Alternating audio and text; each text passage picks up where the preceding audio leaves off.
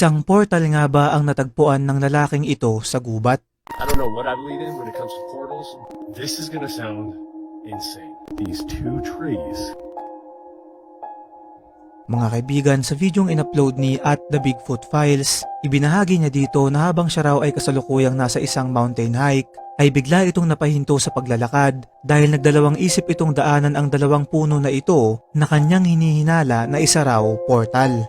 Kung makikita nyo ay sobrang perpekto nung dalawang puno sa isa't isa na mistulang isang entrance ng gate ang iyong dadaanan. Umani ito ng halos 15,000 na komento kung saan may mga nagsasabing maaaring konektado raw ito sa tinatawag na The Missing 411 phenomenon. Para sa mga hindi nakakaalam, ito ay isang pinagsama-samang dokumento na naglalaman ng iba't ibang misteryosong pagkawala ng mga tao simula noong 2011, partikular na sa mga magugubat na area na hanggang ngayon ay hindi pa nahahanap at wala ni isang ebidensya o lead na magtuturo sa kanila.